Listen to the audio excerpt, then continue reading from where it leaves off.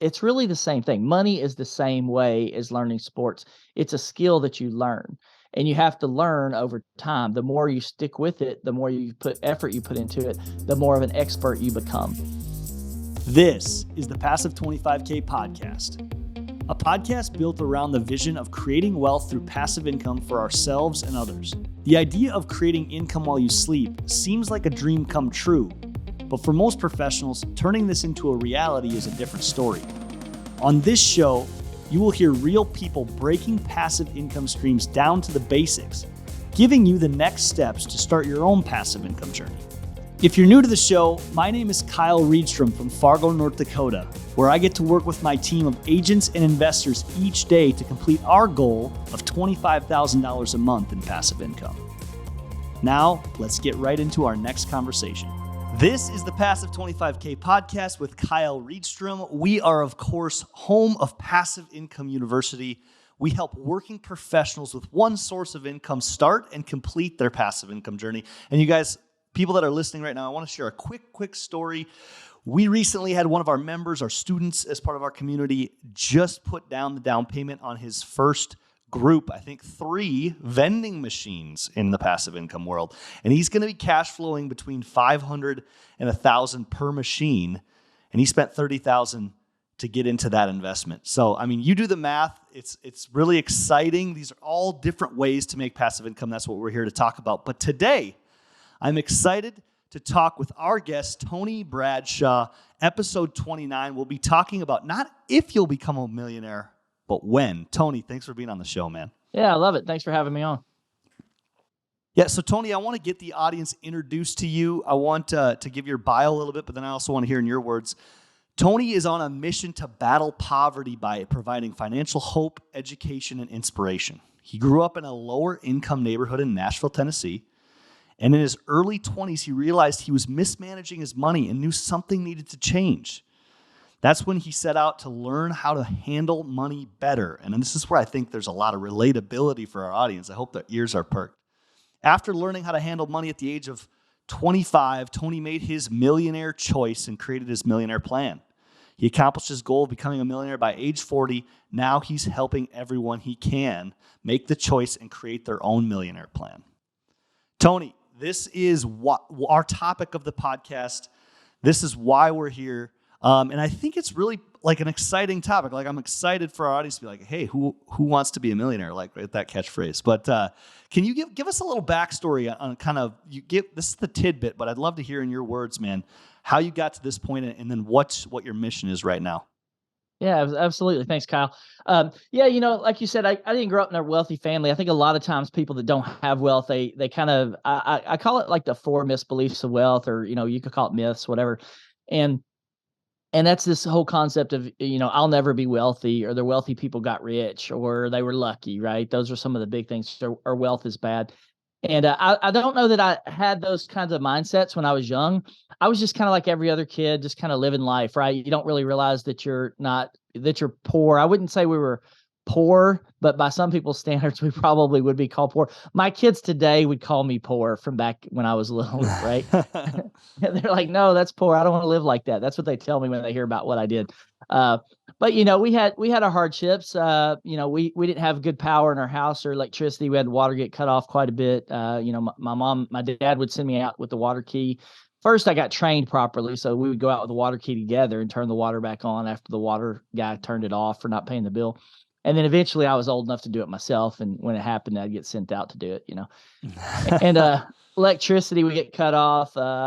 This wasn't in my book, but one story I told the other day. We didn't have electric. We had wall heaters, and they weren't very efficient, so it would run our electricity bills way up, and then some of the heaters would go out, and we didn't replace them. And so we had kerosene heaters. We had 2 kerosene heaters in our house. My dad would go get kerosene. That was, a cost-effective way for us to kind of heat our house for what we had available. We didn't have central heat and air or any of that kind of stuff. And at one point, it was one Christmas, my dad, near as we could figure out, he filled the kerosene can up with gasoline. And that's not a good idea, by the way, Kyle, if you didn't know about that. But I was in my bedroom, and I look, and there's like orange lights on the hallway wall, and my sister comes running through the house with her arm kind of on fire. She's flailing her arm, And fortunately, she didn't get burned or anything. And got that put out. And I ran in, and my dad's fighting a fire in our living room because he put the wrong fuel in, just like so flammable, so much more flammable. And the couch is on fire, the carpet's on fire, and he's stomping it, trying to get it out. And threw the kerosene heater out the back door, and it has a safety mechanism. So once it becomes unlevel, it just cuts flame off, and it was safe after that. But yeah, that was one of the stories. Probably one of my other stories is sitting at the kitchen doing dishes, doing the dishes like good kids do, right, when they're told to do them, and not having enough heat, man. And we just had like literally like probably a quarter inch of ice building up on the inside of the window of the house. And I'm sitting there chipping. It was one of my fun things to do, chip the ice off the window with a knife while I'm doing the dishes. And, just stuff, but you don't know you're poor. You don't know that you're having hardships. You just kind of live life. Kids are really, really resilient. And as long as they got love, which my parents gave me a lot of love, life is good. We didn't have to go hungry. We had food. It wasn't always the best food in the world, but we had it. And but you just don't know. So small wonder. I'm in my 20s. My parents wanted me to have a better life, so they helped me go off to college, paid for much of my college. I had scholarships and worked through some of that, and then got out and got my first W-2 out of college. Made $39,000, and that's the most money I'd ever seen in my life. I think the most I'd ever made before then was probably like $3,000 or $4,000. So when I got that first big check, I'm like, holy crap! Like, how did I make that much money and not have any? Right. Yeah. And so, and I had no excuses, man. I was living at home, my parents paying $200 a month in rent. And my mom figured out I was making more money than her. So she asked me for some rent, and I was going to pay her more, but she said, no, just pay us $200, cover your food, and you're good. And that's what I did.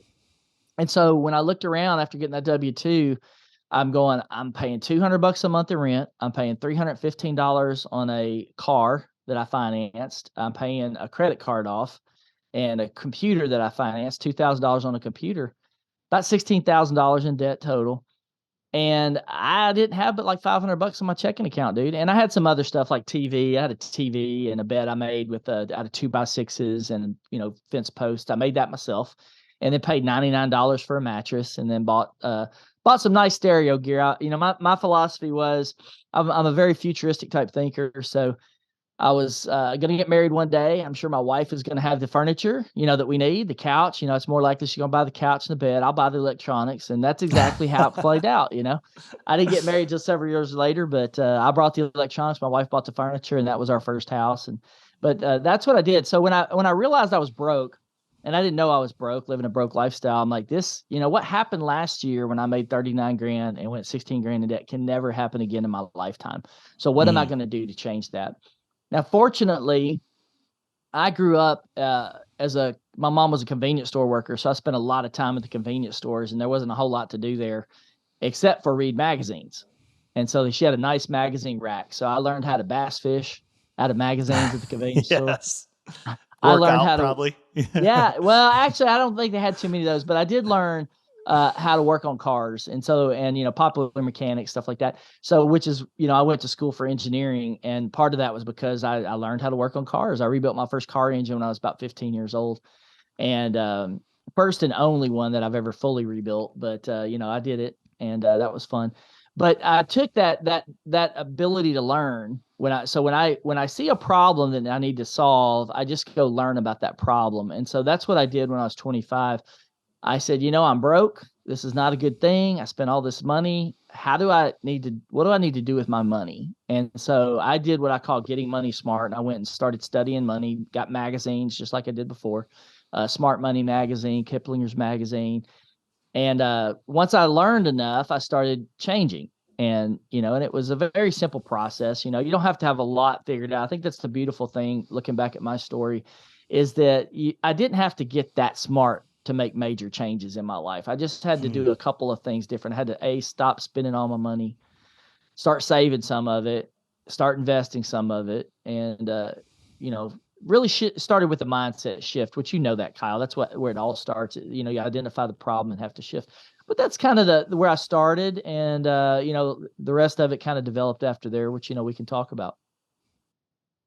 Yeah, Tony, I love that's jam-packed with a lot of pieces that, like I say, some people are probably relating to, and also a topic I want to dive into a little bit in the sense of you didn't explain your childhood, all of the things that maybe were eye-opening to some people, like, oh man, he's chipping ice off the windows, like there's a fire started in the house. That's a nightmare, but you guys got through it, right? But you didn't explain it as sadness, or it wasn't like you guys were unhappy. It was just that you were poor, you were broke, and you didn't even know it as a kid, right? And I think that's an interesting thing when we talk about becoming a millionaire or getting rich or creating wealth, is that happiness doesn't necessarily equal money. But I also want to talk about why building wealth can be why it is a responsibility. It's something that it can be a huge responsibility for you in your life if you know how to, right? So can you talk to me about that a little bit? Because you didn't necessarily have a bad childhood. You didn't explain it that way, It's just that you were like, hey, I think I need to be better with this money stuff. Yeah, I think that's a thing that people don't understand is, and it goes back to those misbeliefs I mentioned earlier, is that people that don't have money I think it's our natural inclination to try to protect ourselves, to not judge ourselves, right? So, and what I mean by that is, if you don't have money, oh, somebody else has it, maybe they got lucky, or maybe I'm not smart enough. That's something we tell ourselves, I'm not smart enough. The fact is that's true to a degree, but it doesn't mean you can't be smart enough. It just means that you're not smart enough right now, just like I was. I was 25. I wasn't smart enough to handle my money at 25 or any year before that.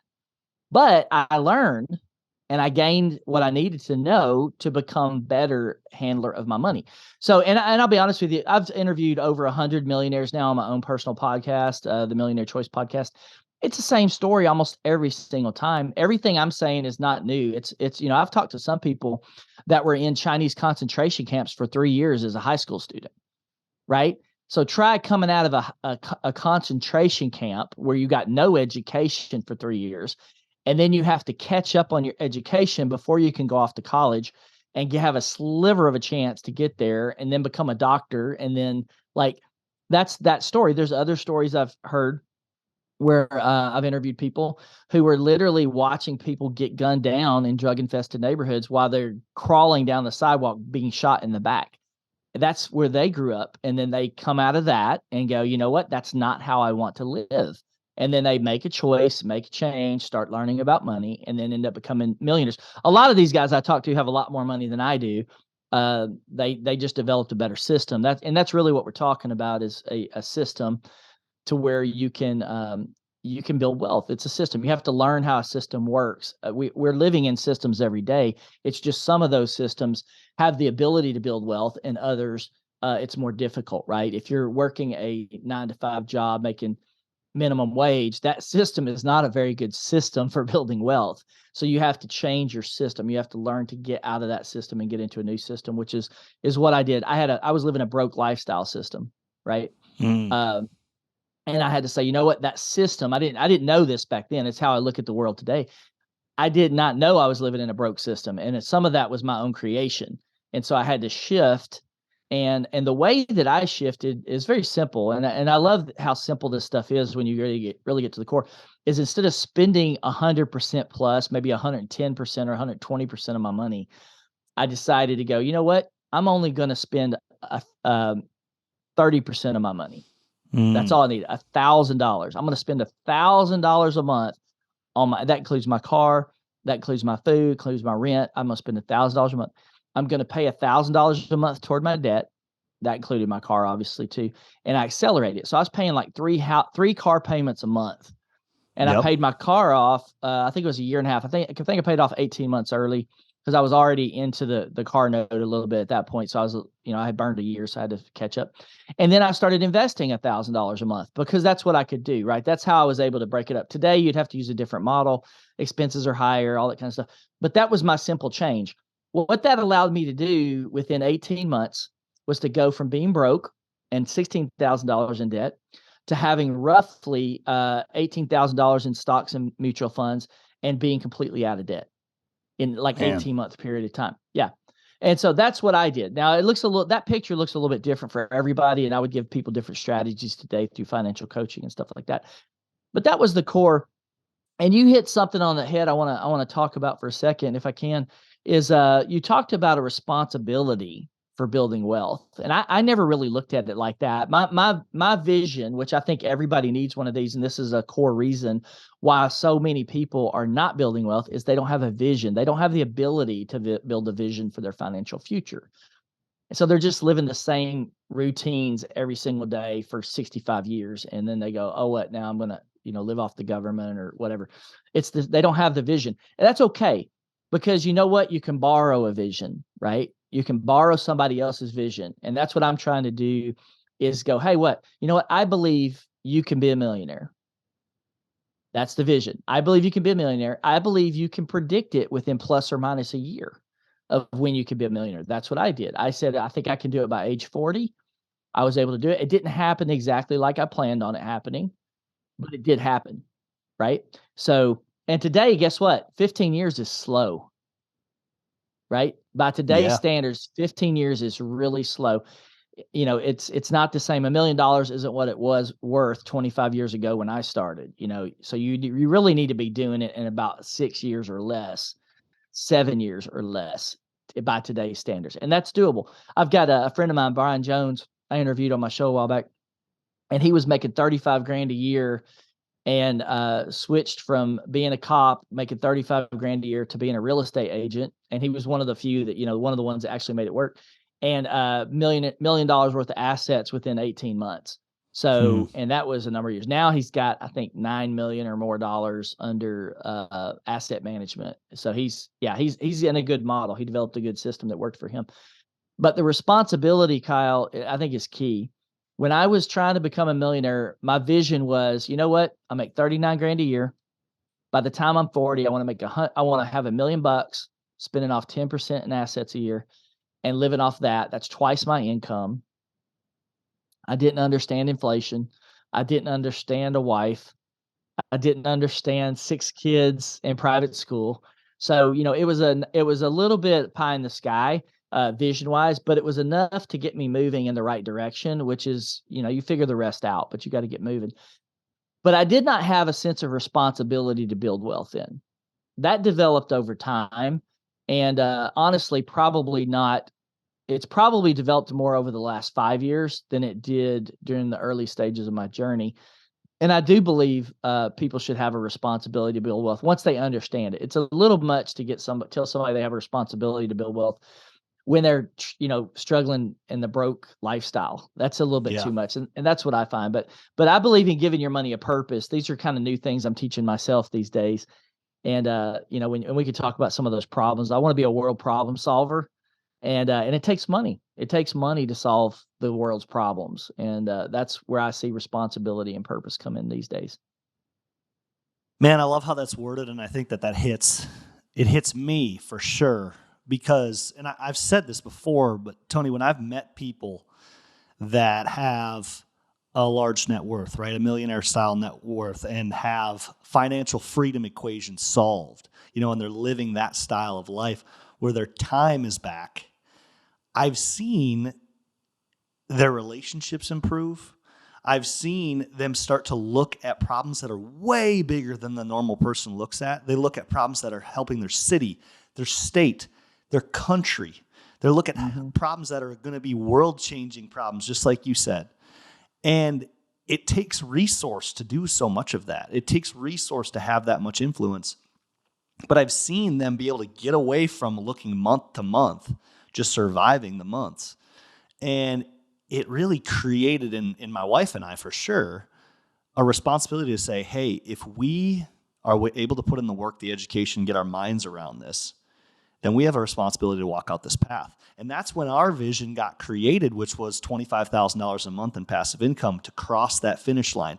And it sounded crazy, man. It was like, what? Like, that was 3-4 years ago now.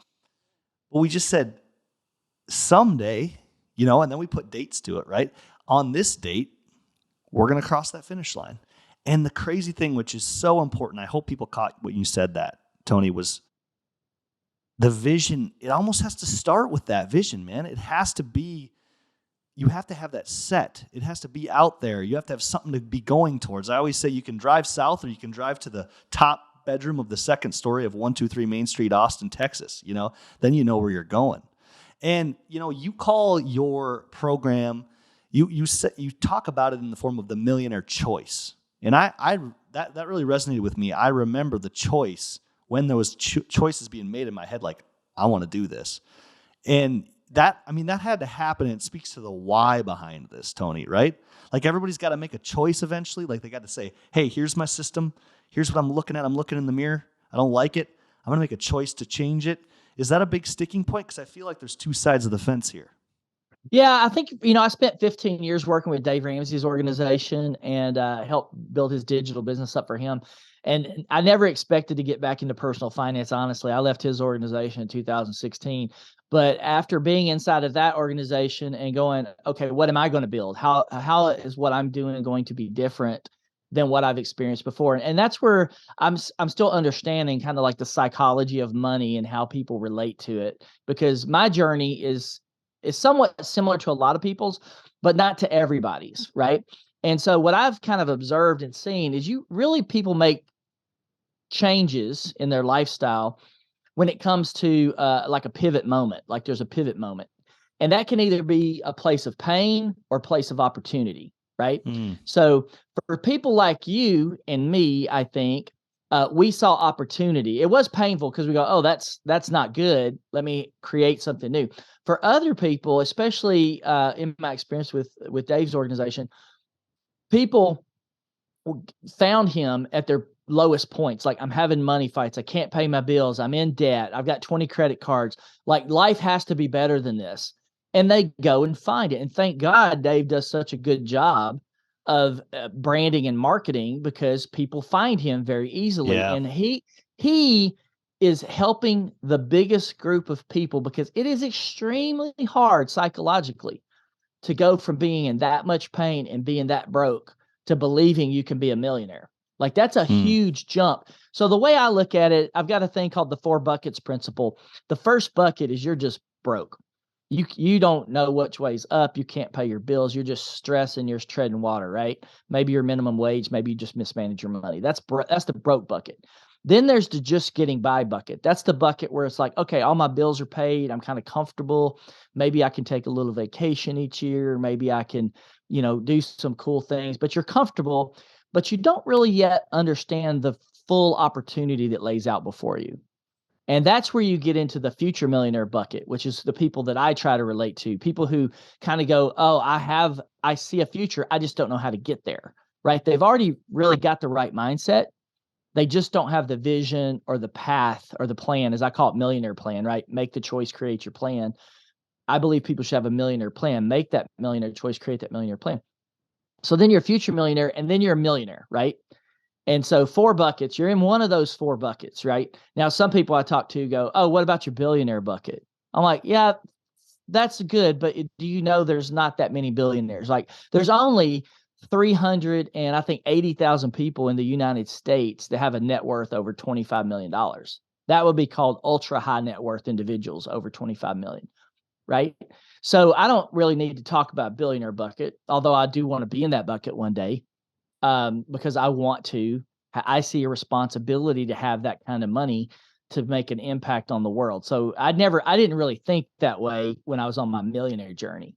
Now I think on that level to go, I just want that money to make people's lives better, right? There's, and we talk about those problems a little bit, but one that's dear to my heart right now is this human trafficking issue.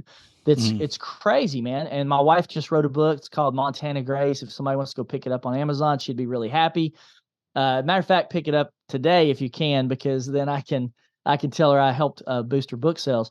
But she dwells on the topic of human trafficking. There's 40+ million people that are involved and victims of human trafficking. A lot of those are labor trafficked, but there's a 4 sex slaves on our planet right now, and you're talking about 71% of those are women or young girls. The average age of a girl trapped in human trafficking, sex trafficking, is 14. And they only live an average of 7 years after they get trafficked for the first time. So that's a huge problem, man. And it's a $250 billion industry. It takes money. If there's $250 billion being made off people being trafficked, you can bet it's going to take a lot of money to stop that problem. So Yeah. those are some of the things. And there's a lot of those. You got world hunger, you got orphans, you got there's so many problems, man. And if people could grab a hold of that concept to go, A, I can build wealth. B, once I learn how to do it a little bit, I'm going to get better at it, right? I'm going to get better. So it's kind of like, I don't know how many of your listeners are played sports, right?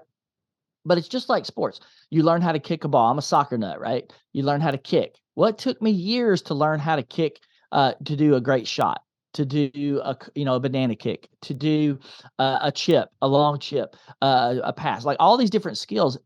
It's really the same thing. Money is the same way as learning sports. It's a skill that you learn, and you have to learn over time. The more you stick with it, the more you put into it, the more of an expert you become. Nobody on the planet, I don't care if you're Bill Gates, Warren Buffett, any of them, nobody was born holding a gold bar in their hand. They didn't come out of the womb holding a gold bar going, yeah, I'm ready to take on the world. They didn't do it, man. And they start at different ages. We all start learning. When we learn, we all start learning at different ages. One of my favorite stories is a guy named Jeremy Newsom. He lives here in Nashville. He's spoken at a couple of my financial events. And he made his first investment when he was 6 years old. And he did it after watching Forrest Gump with his dad, and hearing Forrest Gump talk to Captain Dan about buying this fruit and no longer have to worry about money. And he goes, Daddy, what's he talking about? And he goes, oh, he's talking about Apple computers, son. And they're supposed to take over the world. And Jeremy looked at his dad and talked his dad into buying Apple stock in 1996. And you go listen to his story. It's amazing. I don't want to give it all away because he does a better job of telling the story than I do. But yeah, they made their first investment at 6 years old. Now he's 35 years old, owns his own island in the British Virgin Islands, and has a 20,000 square foot resort on it. And if you want to go down there and learn from him, you can go down there 4, 5, 6 times a year and hang out with him at his resort and learn about money and life and abundance. And that's how he lives his life. He's a really cool, one of the coolest people on the planet. And but he started at 6 years old. I didn't start till I was 25. So guess what? Jeremy's got a little bit more money than I do. Man, thanks so much for sharing the stories, man, because this is, I want to help people in this podcast specifically, get from, hey, that place of average, that I love the buckets, the just getting by bucket. I think there's a big bunch of people in that bucket. I think I've been in and out of that bucket. And when you're in that bucket, there's a certain amount of apathy that hits you where you just don't feel you don't have enough motivation to change because it's not that bad, and you're just, that month's over, now the next month is, so you don't have anything pushing you off the ledge.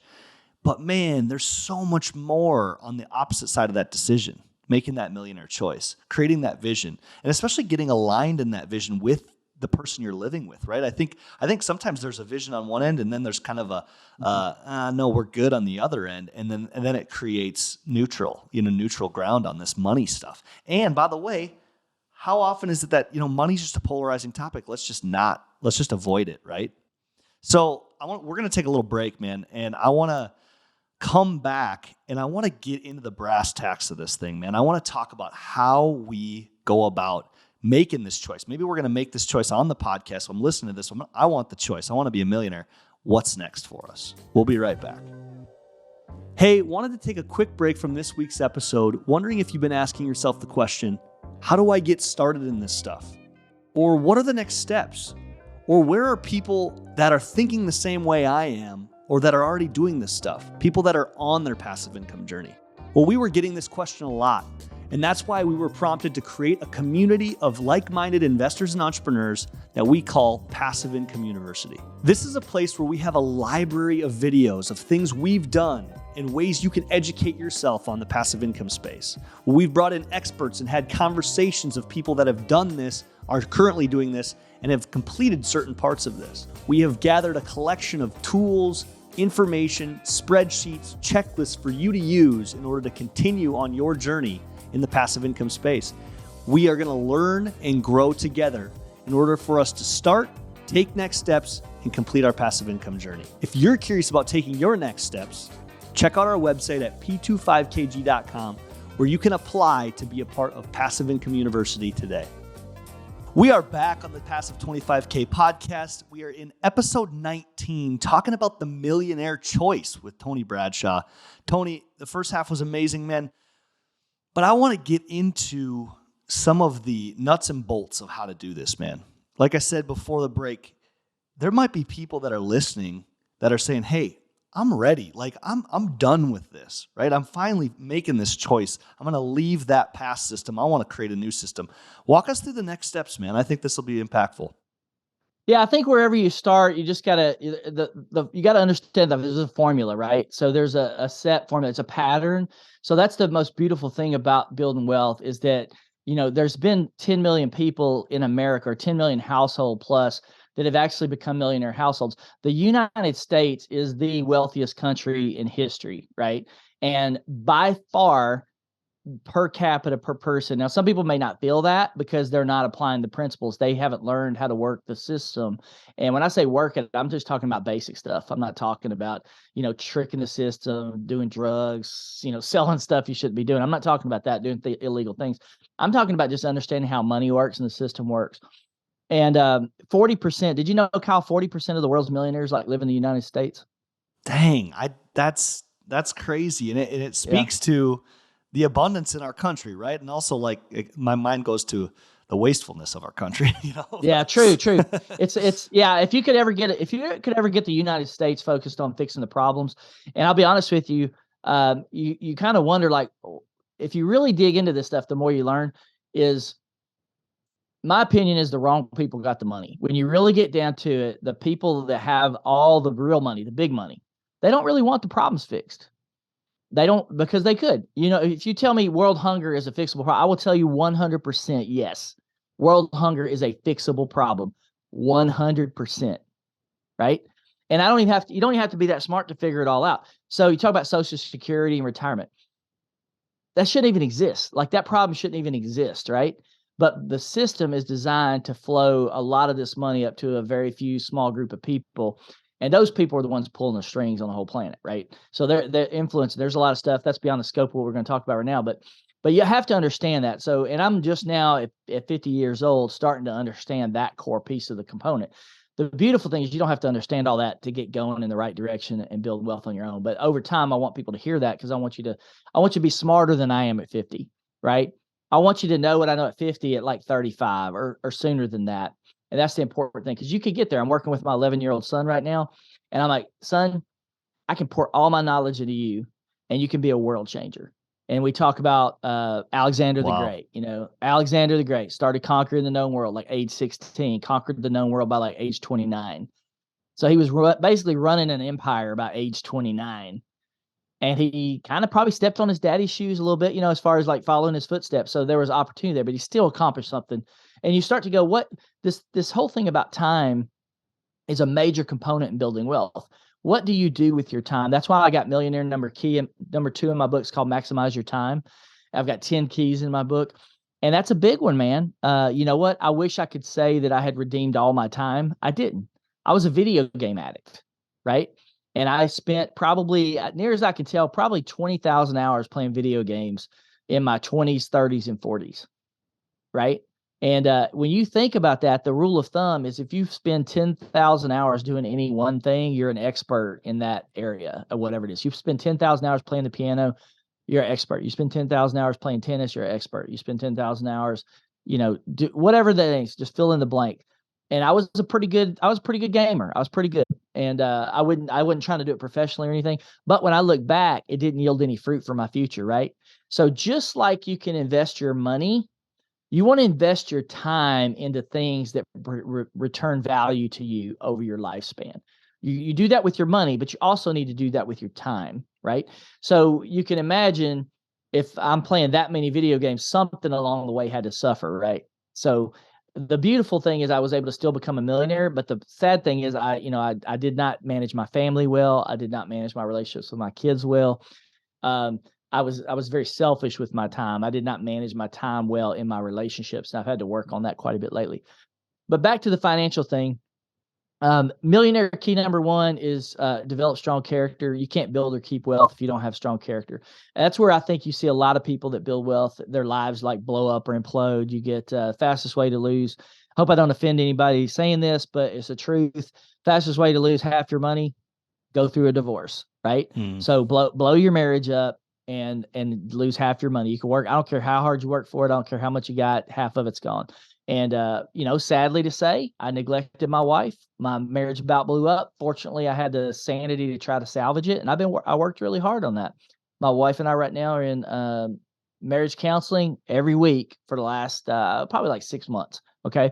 Not because our marriage is bad, but because we want it to be that much better. We got over the breakdown back in like 2016, right? Yep. Now we're getting back to like, hey, how good can this thing really be, right? Yeah. And that's where we're going. We're trying to take it from like a 7 up to a 10, right? Yes.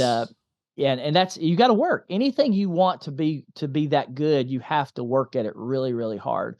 And so, marriage is that way, parenting's that way. I got 6 kids, ages 11 up to 23. My first 3 got the worst of me. My last 3 are getting the best of me. And I'm trying to fix what I broke in the first 3.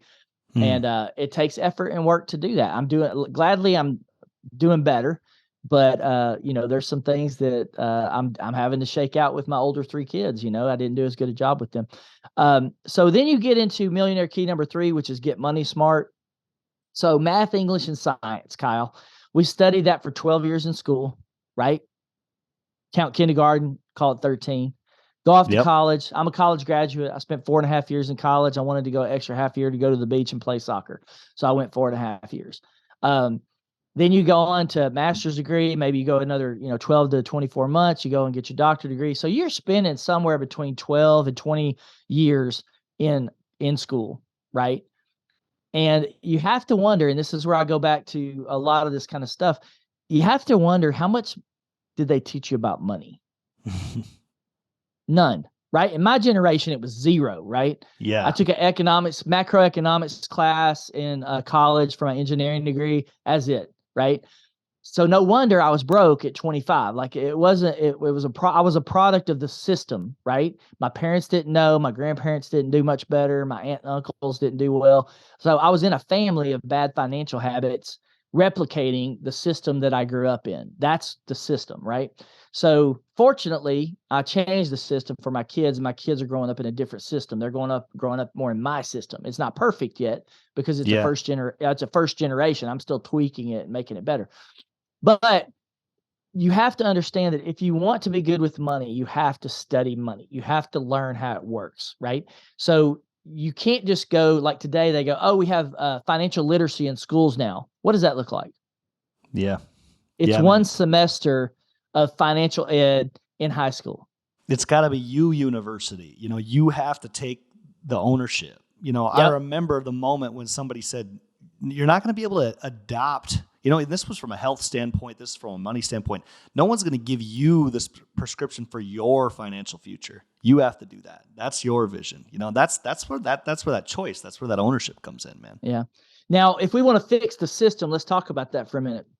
In my future, I only see 2 types of people in the world. I'm talking about the entire world. I'm not talking about like just America. I'm talking about the whole world. I only see 2 types of people: millionaires and future millionaires. All right. That's the system I want to create. And I believe it's doable because I think the human mind can solve any problem it sets its mind to, especially if we work together to do it. The problem is the people, again, that have all the money. The system we're living in right now benefits them the most because they're making the money off the backs of everybody else on the planet, right? So case in point, it's real easy to see this. So some people may say, oh, you're crazy, you're saying all stuff. Let's just be real. I'm not that smart. It's not real hard for me to sit here and go, you know what? We could totally change everybody's financial future if we would just start in kindergarten teaching them about money for 12 years. Yeah, that's it. True, Only man. takes it would only take 12 years to shift the entire focus of how people handle money next generation. Yeah. It doesn't even take 12 years. It would take about 6, really, because you can teach probably 75% of what they need to know within 6 years and ingrain it, because you've got to ingrain it in their psyche, right? But what are we teaching? We're teaching math for 12 years. I got to be honest with you. I was a engineering student. I took calculus 1, 2, and 3. I mean, I've had a lot of math. I'm 52 years old. I don't use any math right now past the age of probably definitely not high school, but probably like 10th grade. Yeah. That's all the math I use. And That's I was all an you need. engineering student and got away from it, right?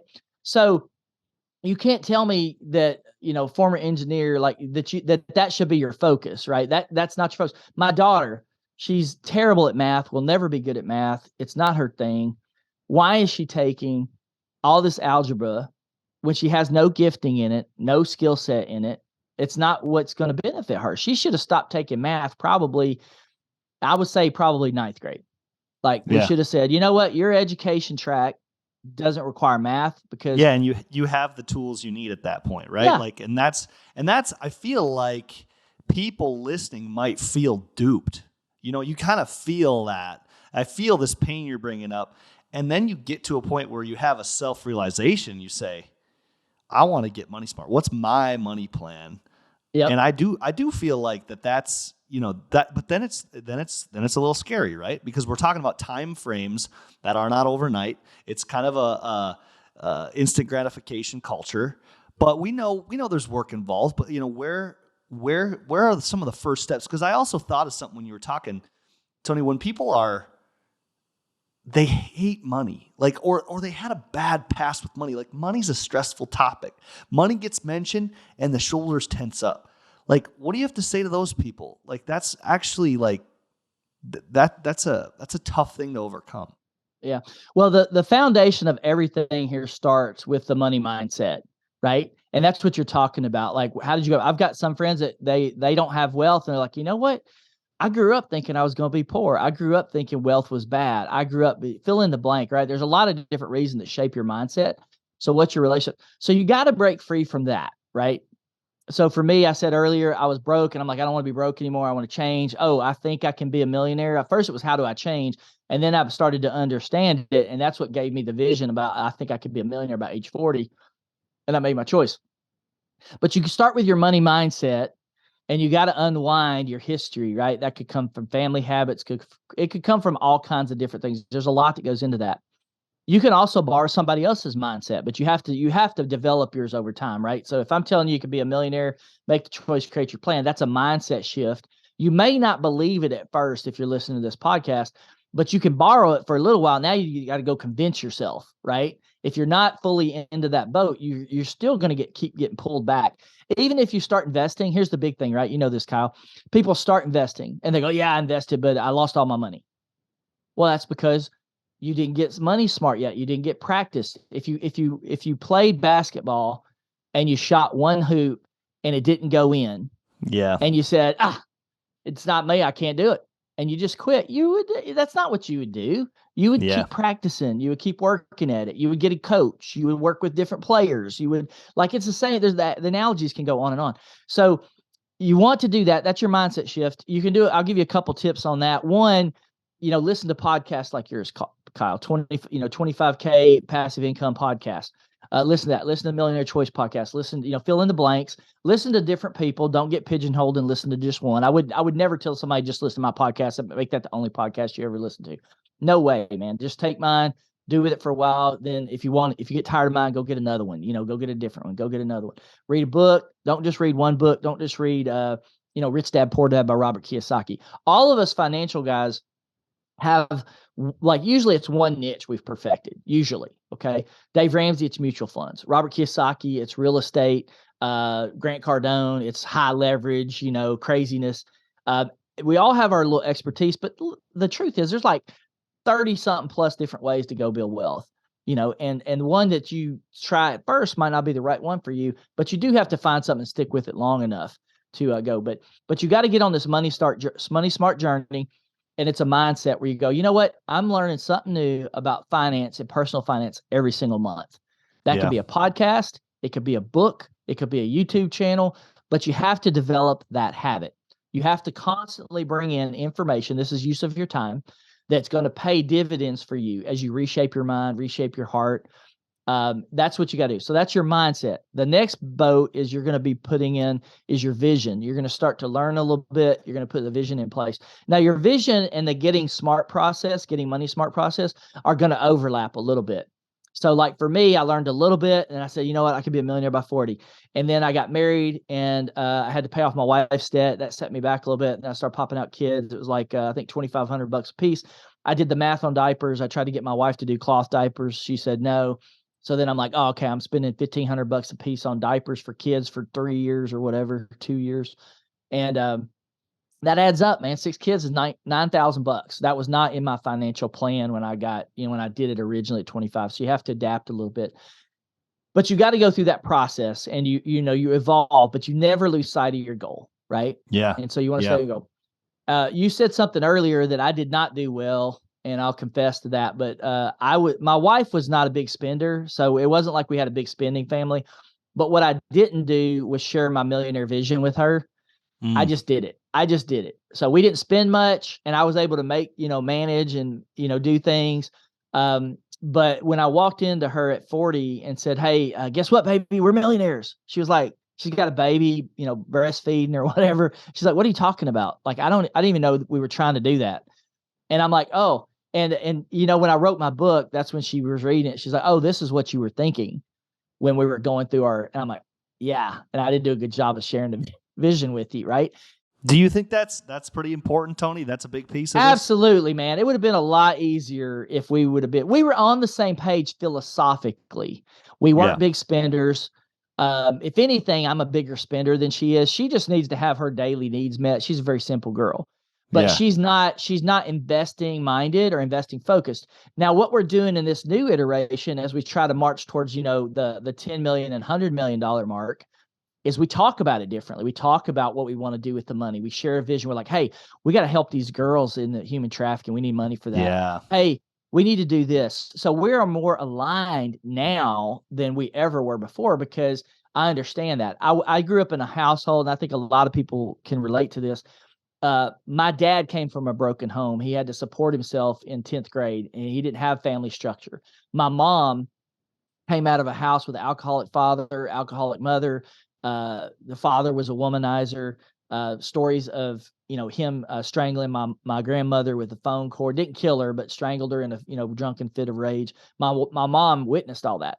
So my parents obviously had some social issues, right? Yeah. And my dad, even today, he's still alive. My mom's passed away, but my dad really doesn't know how to relate like to people on an intimate level. Like he doesn't know how to really connect with people.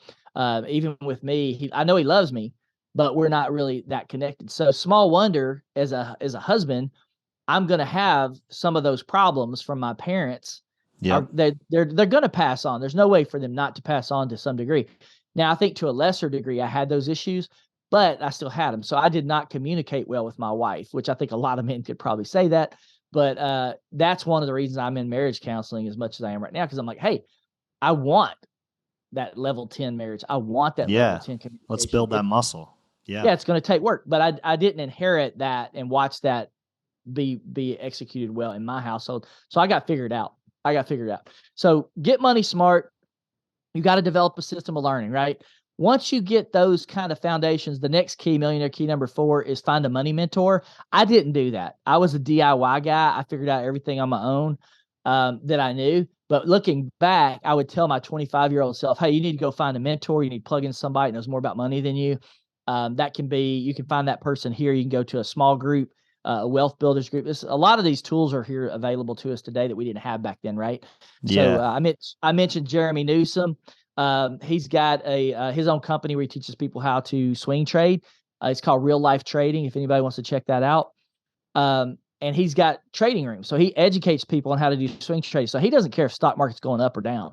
He's making money. He's teaching people how to do it. They have what's called a trading room where you can literally sit on a Zoom call and watch them trade and make the trades. You can copy them if you want. He can't tell you what to do and he can't advise you, but you can copy the moves that he's making in the stock market real time. And so if he makes money, you're going to make money. If he loses money, you're going to lose money. But he's a 20+ year investor. And I didn't have those tools available to me when I was younger, figuring this stuff out. I did it on my own. And Tony, that's such a huge piece of this, because there's a lot of do-it-yourselfers on listening in our audience, man. And I'm guilty of it. We're from the upper Midwest. It's like, let's get our hands dirty type of thing. But I just want to speak to like number 4, money mentor. it's not about needing help. It's about expediting the time, you guys. Like, that's what I want you to hear in this.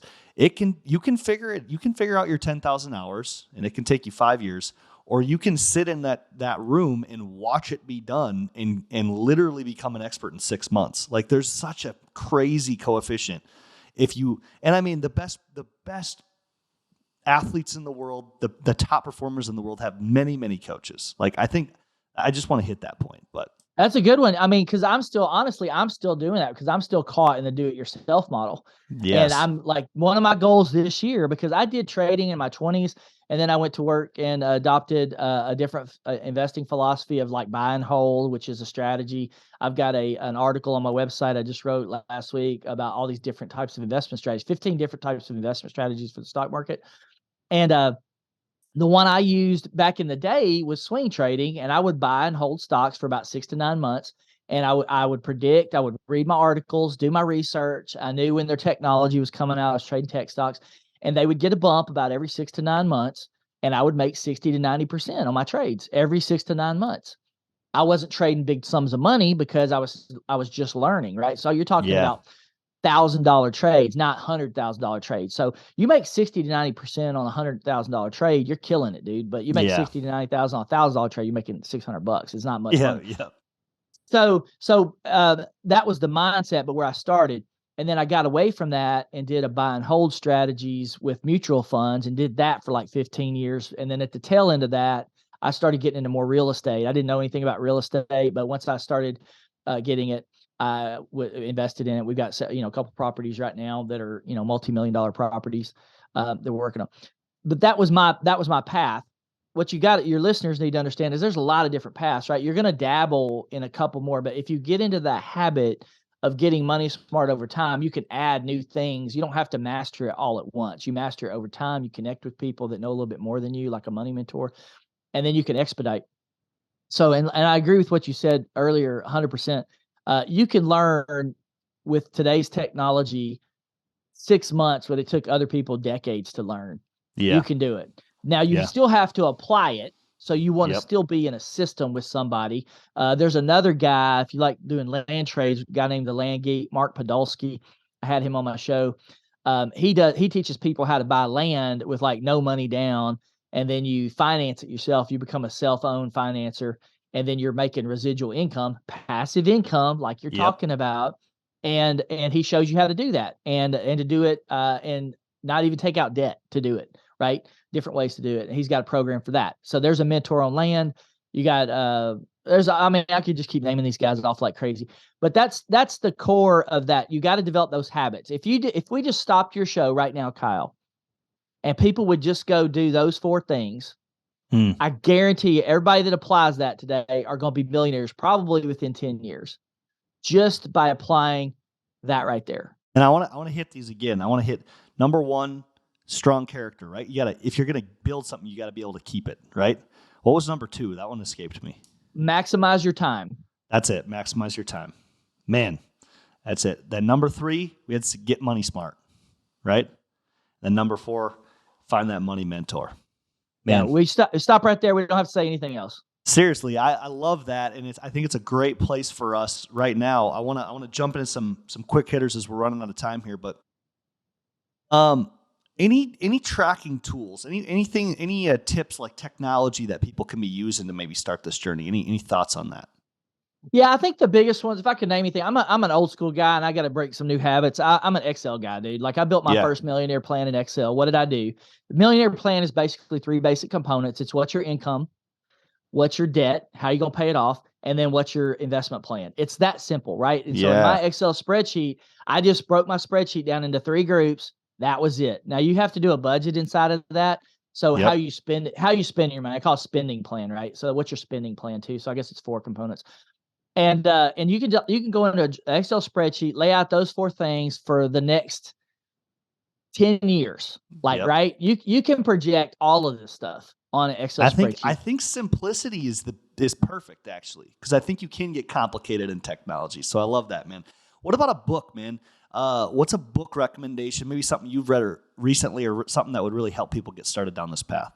Yeah, the number one book, there's really two big ones. I mean, you could recommend dozens of these books, but by far on my podcast, Rich Dad, Poor Dad by Robert Kiyosaki, there's not even a close second when it comes to people who make the shift, right? From being Yes. poverty minded to wealth minded. Robert by far comes out on top as far as the book that helped transform the way people think. Beyond that, you get into Dave Ramsey stuff. His book's out there a lot, but I don't run into that one quite as much as I do the Robert Kiyosaki Rich Dad Poor Dad book. Awesome, man. And I mean, just last words, I want to hear, people that are ready, people that are sitting there and they're like, maybe this is on in their ears right now. They're driving. They're like, hey, am I going to take action or not? What would you say? What's your advice, man? You don't have to have it all figured out. You just got to get moving in the right direction. That's the biggest thing, is you got to get moving in the right direction. And the second behind that was you got to repurpose your cash flow. Like, your cash and the money you make is either flowing away from you or you're figuring out ways to flow it back to you. Those are the two options. Now, if you live your whole life with it flowing away from you, you'll never have anything. If you can figure out how to repurpose some of that, like I did when I was 25, then you'll learn how to do it better and better and better over time. But you've got to start that process, but you don't have to have it all figured out. That's the key, is you just have to get things flowing in the right direction. Get your time flowing, get your money flowing, get your energy flowing. We didn't talk about energy, but everything is energy, right? You put energy into your marriage, you put energy into your kids, you put energy in your money, you put all these different things. You got to figure out, if you can do that in a mindset shift, to go, my energy needs to compound and return to me. It's going out in some form. How much of that is actually returning to me or multiplying itself back to me? Yeah. Dude, that's amazing. And Tony, where can people find you if they want to learn more, engage with what you've got going on with the Millionaire Choice? How can people find you, man?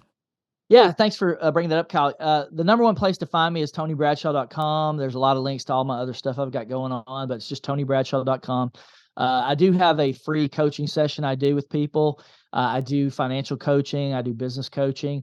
And there's a lot of free resources out there. So I want to change everybody's life I can. So you can download my ebook for free and check it out. Actually, it's my full book. It's 225 pages. You can download that for free. I give that away just because I want to have an impact on people's lives, man. And the more of us that have that mindset shift, I believe the better place the world's going to be. Man, I love the vision of everybody's in two buckets, either future millionaires or millionaires. Dude, I know, I believe it. I believe it too. And I want to give you affirmation and encouragement. Keep on that path, man. Thanks so much for being on. I'll end the episode asking the audience this: what's one action step you can take based on what you heard today? Do not wait. Action is key. You heard it here. And if you're currently on your passive income journey, reach out and tell us your story. We love hearing them. We truly believe that we can accomplish financial freedom better together.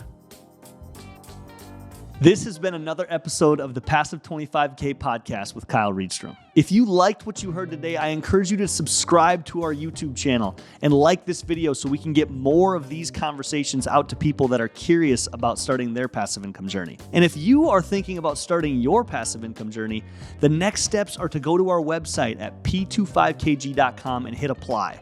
This will get you into our application to join our community called Passive Income University, where you can learn everything there is to know about starting and completing your passive income journey. Thanks again for tuning in. I'll catch you next time for another conversation on the Passive 25K podcast.